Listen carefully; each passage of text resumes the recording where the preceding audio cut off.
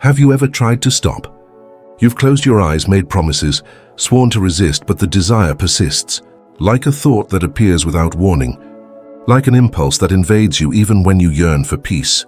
It's as if something is programmed into you, and it is, because the real prison isn't the body that falls, but the mind that refuses to be silent.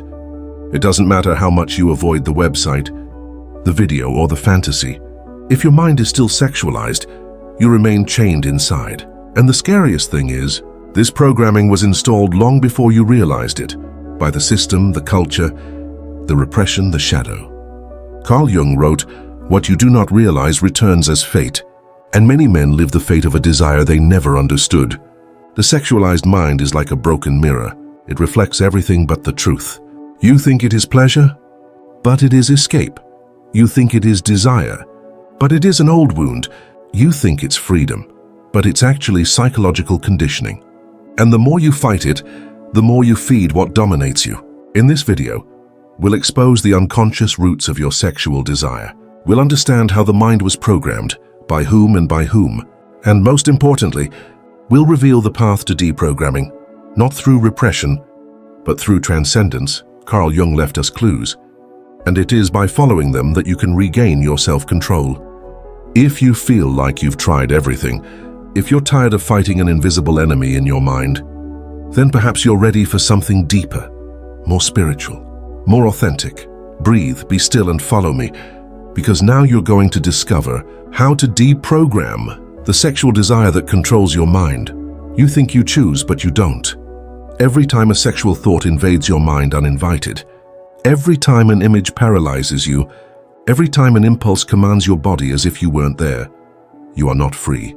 You are conditioned like a dog that salivates at the sound of a doorbell. But in your case, the bell is sexual stimulation, and the saliva is your desire. Carl Jung would call this an unconscious automatism, something installed deep within your psyche that operates unnoticed by your conscious awareness. A program running in the background, dictating your reactions, sabotaging your peace, and eroding your strength. But what is this sexualized mind? It's the state your mind has been trained into, through repetition, triggers, trauma, and culture, all filtered through desire. The woman on the street is no longer a person. She is a stimulus. A banal video becomes a temptation. A memory becomes fuel. A touch becomes an avalanche.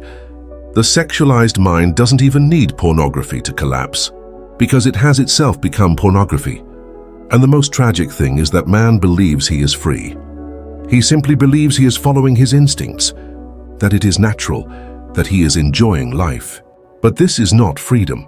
It is a camouflaged compulsion, an emotional prison disguised as pleasure. True freedom is not following one's impulses.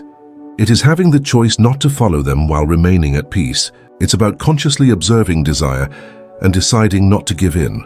It's about dominating and not being dominated. But this programming doesn't come out of nowhere. It begins early. In some, through early initiation. In others, through severe repression. Some have been overexposed. Others have been humiliated at the slightest sign of desire. But in all the same poison, sexual desire has been separated from the soul. And where there is separation, there is imbalance. Jung said that the problem is not desire itself, but the fact that we are unaware of it. That is when sexual desire becomes a shadow. And the shadow for Jung is everything we refuse to confront, but which continues to act, to speak, to make decisions in the shadow of our mind, while we believe we are in control. This is why many fall, even involuntarily, because what is repressed gains strength in the darkness. The sexualized mind is a mind filled with distorted symbols. Women have become objects, the body a hunting ground. Pleasure has become a safety valve. The mind no longer thinks, it reacts. It no longer contemplates, it consumes. She feels nothing anymore, she demands. The first step in deprogramming this state is therefore to recognize the level of contamination. It is impossible to free oneself from what one still denies. It is impossible to transmute desire if one still thinks it is biological. It is impossible to escape if one still believes one is at a party. Uncontrolled sexual desire is not freedom. It is a spiritual distraction. By thinking you're distracting, you're wasting vital energy. By believing you're expressing yourself, you're being manipulated. By believing you're enjoying life, You're serving an invisible mechanism that weakens you day after day. And this is the question few have the courage to ask. What if this sexualized mind is preventing you from seeing the world as it is? What if you only attract pain, failure, anxiety, and emptiness because you're mentally programmed for pleasure rather than purpose? This is where the path to deprogramming begins, recognizing that freedom lies not in pleasure, but in the power to no longer need it. There's a part of you you've never looked in the eye. It lives on the margins of your consciousness, speaks silently, screams when you try to be quiet, and often takes over your life when you still believe you're in control. Carl Jung called this the shadow, the part of the psyche that houses everything you reject, hide, or repress. Uncontrolled sexual desire, when not accepted, understood, or transmuted, hides there. And like everything that hides in the shadows, it returns with increased force. Nothing is more dangerous than a hidden desire. Pornography, obsessive thoughts, secret fantasies. All these are the symbolic expression of a primal force that you have tried to bury. But the shadow does not die, it hides, and the more you deny it, the more it acts. Have you ever wondered why, even after prayers, vows of chastity, promises, and sincere repentance, this need keeps returning? It's because you're fighting the shadow with the wrong light. You're trying to repress when you should be integrating, to kill when you should be transforming. The shadow does not fade away by force. It illuminates through awareness, and within its shadow resides an archetype, the desirer. This is not just a sexual drive. It is an inner being, an aspect of your soul searching for life, strength, and wholeness. But it has been shaped by trauma, by a pornographic culture, and by the absence of rites of passage. So he desires in a wrong way. Modern man has lost the notion of desire. Previously, sexual desire was linked to something greater: marriage, purpose, creation, ritual, transcendence. Today it is linked to liberation, relief, escape. The archetype, which could be a creative king, has become a slave to immediate pleasure. And therein lies the danger. Any archetype denied becomes demonic. Or, according to Jung, become aware of your shadow, otherwise it will dominate your life and you will call it destiny. This is why many men fall into the vicious circle of desire. Guilt, repression, and relapse, because they try to kill the messenger without understanding its message. You will not conquer desire if you continue to regard it as an enemy, but you will not free yourself from it if you continue to serve it as a master. The solution is to look the desirer in the eye, listen to what they say, and then teach them how to love again, to direct their strength upward, to trade fantasy for presence, body for soul, orgasm for purpose. What we call deprogramming is actually psychic alchemy. It's when the desire that once drove you now pushes you forward. It's when the same energy that once brought you down lifts you up. But this is only possible if you stop running away from the mirror. When you accept that within you, there is indeed a man who desires to dominate, possess, and consume, and that this man needs to be initiated, guided, and rehabilitated. Without this, you will continue to be dominated by the image, the video, the body of another, the mind that does not belong to you. But with that, you begin to become the whole person you were meant to be. You're not just reacting to impulses. You're following orders, invisible orders, etched deep within your unconscious, like secret codes that determine your thoughts, feelings, and desires. And these codes were installed long before you were even aware of yourself. When Jung spoke of the collective unconscious, he was referring to something broader than individual biography. He was referring to inherited symbolic programming, shaped by culture, trauma, ancestry, religion, the absence of rituals, and above all, by what modern society has hidden and distorted about desire. A sexualized mind isn't just the result of personal error, it's the consequence of a system designed to distract, fragment, and drain you. Think about it for a moment. Who benefits from a man who can't control his mind? Who benefits from his downfall, his guilt, his perpetual feeling that something is wrong with me? It's easier to sell an addicted man an anti-anxiety drug than it is to cure him. It's more profitable to fragment one's energy, occupy one's mind, and captivate one's attention. Free pornography isn't a gift, it's a trap. But these aren't just companies or algorithms. They're symbolic entities that operate through images, stimuli, and mental triggers, programming the male mind from an early age. Every sexualized image you consumed left a mark. Every scene, every sound, every click was a silent command that altered your response, structure to the real world. Do you think you're choosing to fantasize? But that's your conditioned brain repeating a pattern. Jung said that everything unconscious manifests as destiny, and many men live the destiny of a mind programmed for purposeless pleasure.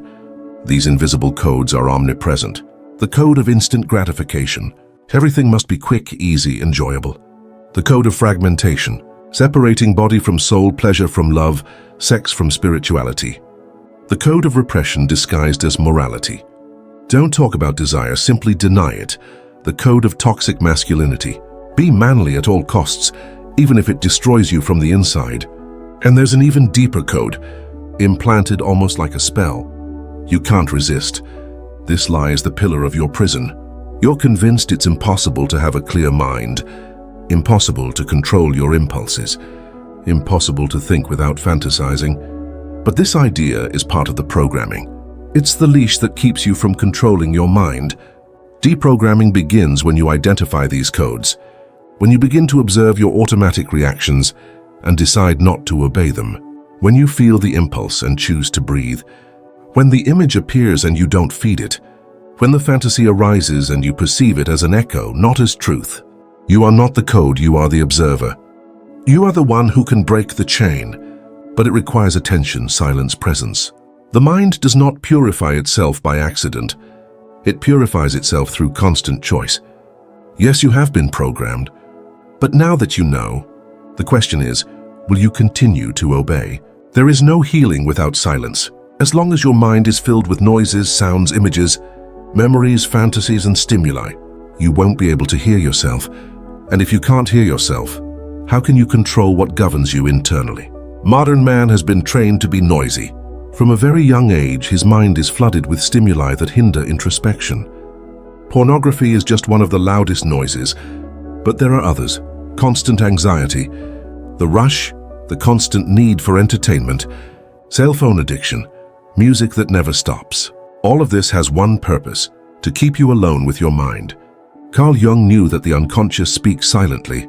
This is why so many men are afraid to stop, because in the silence the truth emerges. In the silence the shadow begins to whisper. And in that whisper, it often reveals what you've spent. Your life trying to ignore the emptiness behind desire. Uncontrolled sexual desire isn't just about pleasure. It's an anesthetic. It's an escape from pain, loneliness, and meaninglessness. It's a comforting noise that takes you away from yourself. Silence is therefore an act of courage. By remaining silent, you allow your inner chaos to resurface. And that's precisely where healing begins. There is no deprogramming without confrontation, and there is no confrontation without space. The mind isn't designed to operate at a constant speed. It needs breaks, empty spaces, and to learn to exist without stimulation. By practicing silence, you detoxify your nervous system. You calm the brain, which is used to reacting. You begin to observe your thoughts instead of being absorbed by them. It is in silence that we begin to realize that we are not the mind, but the one who observes it. We are not desire, but the one who contemplates it. True deprogramming occurs when we learn to inhabit our inner self without fear, without the need for images, without the need for pleasure, without the need for escape. This is only possible when silence becomes a practice, not a sporadic event, but a discipline. 5 minutes a day, then 10, then 30, and your life becomes calmer and therefore more powerful. Jung spoke of integration as the path to wholeness, and integration only exists when you let all parts speak. Not just the desiring part, not just the judgmental part, but also the wounded part, the forgotten part, the one that needs to be heard and speaks only in silence. So stop, turn off the music, close your eyes, feel the agitation, listen to the discomfort, and most importantly, stay, because it is by staying that you will begin to heal. Deprogramming does not happen by brute force. It begins in sacred space, where the noise dies down and the spirit speaks again. The spirit is not transformed by promises. It is transformed by rituals. Many men believe they can conquer sexual desire through sheer willpower, but willpower alone is a match. It lights quickly, but goes out at the first gust of wind. What keeps a free spirit alive is not the excitement of a day, but the consistency of a daily ritual. Jung knew that the unconscious is shaped by repetition. Every daily action becomes an inner symbol. It's like forging a new identity, gesture by gesture, thought by thought. Therefore, if you want to reprogram your mind, you must develop habits that teach your unconscious mind what it serves. And therein lies the first principle. All unchanneled energy becomes compulsion. If you don't direct your desire, it will dominate you. If you don't transform your fire into a mission, it will become an addiction. This is why daily rituals are so essential. They force you to remind yourself every day that you are in control. It's not instinct, but what kind of ritual are we talking about? These are not esoteric practices or magic formulas. These are small sacred gestures, performed with presence and intention. Start as soon as you wake up, even before your phone rings. Put your feet on the ground and breathe. Remember that your body is a temple, not a reservoir of impulses. Speak to your soul before listening to the world. Pray, meditate, write, breathe, be silent, even if it's only for 5 minutes. But let those 5 minutes be filled with truth. Then define your purpose. Every man needs a direction greater than pleasure. Work toward a goal. Serve, learn, transmute. When desire arises, find a place to put it. The energy you hold needs a destination, or it explodes and relapses. Another powerful ritual is the cold shower, not only for physical strength, but also as a symbol of mastery. You tell your body, I'm in charge, and your body listens to you. Also, avoid subtle triggers. Social media, random images, and seemingly harmless videos. They're like little poison injections. Without you realizing it, your mind returns to a sexual state. Nip it in the bud, in the evening and the day in silence. Don't let your fantasies take over. Sleep well. Sleep like a man who is training to become master of himself. These rituals are not rules, they are symbols. And Jung taught us that symbols are the deepest language of the soul. To repeat a gesture every day with intention is to begin to understand. We are in a state of transformation. It doesn't matter if you fell yesterday. If you get up today and repeat that gesture with sincerity, something changes. A free spirit is not born ready. It is built ritual after ritual. A war rages within you. It is invisible. It makes no noise like the world wars, but it howls in the silence of your consciousness whenever desire calls you and the mind hesitates. Carl Jung believed that within every human being exists a field of opposing forces. The instinct that desires immediate pleasure, survival, liberation, and the mind that yearns for purpose, transcendence, and meaning. And when these two elements are not integrated, they clash and the mind becomes a battlefield. We feel it when we are alone and temptation strikes, when our will wants to resist, but our body has already begun to capitulate. When our conscience screams at us, no, but the trigger has already happened. This is the battlefield few see, but everyone experiences. But here's what almost no one tells you. The enemy isn't desire, it's imbalance. Desire is a neutral force. It can be destructive or sacred. It can lead you into addiction or to creation. What defines it is the level of awareness with which you approach it. When the mind is weak, instinct reigns, and one lives in service to one's own impulses. But when the mind is strengthened, instinct learns to serve, not to command.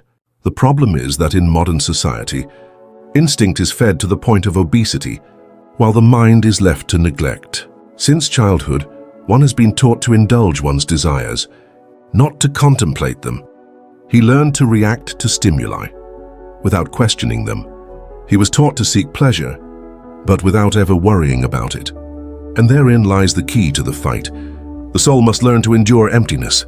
When you feel the urge to watch pornography without doing so, all that remains is emptiness.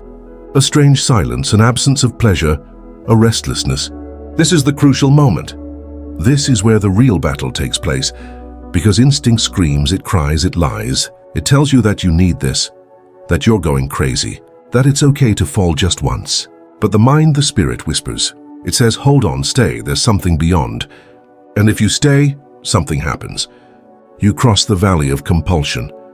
You survive withdrawal, you discover, on the other side of the impulse, a strength you didn't know you possessed. This is the silent victory, the victory no one sees, but which changes everything from within. Jung wrote, no one becomes illuminated by imagining figures of light, but by making darkness conscious. The battle between mind and instinct isn't won with motivational phrases. It's won the moment you look the darkness straight in the eye and stand firm. There's no need to kill instinct. You have to make it a servant of your mission, and that only happens when your mind is stronger. So nourish your mind with prayer, silence, discipline, art, mission, and God. Instinct may be strong, but no instinct can overcome a man who has awakened to eternity. You are not what you think, but what you have agreed to think for too long. The mind that dominates you today with its impulses, images, reactions, and vices is not your essence. It's programming, a code implanted over the years through repetition. But here's the forgotten truth. Anything that's been programmed can be reprogrammed. Carl Jung knew that the psyche is malleable. It can expand, purify itself, realign itself with the soul, with purpose, with God. But this requires a radical decision. No longer accepting life as a broken man. Reprogramming your mind isn't just about stopping watching porn. It's about changing your relationship with the world. It's about rediscovering the sacred in your gaze. It's about viewing a woman's body as a temple, not a trigger. It's about transforming the sexual impulse into a spiritual and creative force. Every man who embarks on this path realizes this. It wasn't just about sex, but about identity, masculinity, vocation, destiny. For a man who controls his mind is a man capable of building anything: family, career, legacy, inner peace. But a man dominated by desire loses everything solid in favor of liquid pleasure. This is why reprogramming cannot be emotional. It must be spiritual and symbolic. You must inscribe new codes into your soul. Codes of honor, silence, discipline, and sacredness. Replace the images that brought you down with visions that uplift you. Exchange the thoughts that imprisoned you for words that set you free. And above all, you must declare, I am not that man. Not the man of relapse, not the man of guilt, not the man of dirty thoughts. That was the old man. The wounded man, the programmed man. But now the new man is born.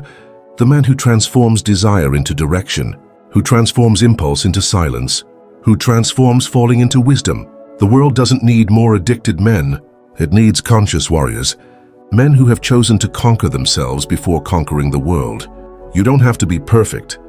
You have to be honest, consistent. And even if you fall, you get back up with more awareness than before. A free mind isn't a final destination. It's a process, a practice, a decision renewed every day. And if you've made it this far, something inside you has already begun to awaken. Don't stop now. If this video has touched something deep within you, don't let it die silently. Leave a comment. I choose to reprogram my mind. This simple gesture is a symbol, an inner declaration that you are ready to break the codes and be reborn as a free man. Subscribe to the channel and hit the bell. Each video is a step on the path to self-mastery, awareness, and the quest for meaning. Share this video with a friend who needs to awaken. Remember, the real revolution begins from within.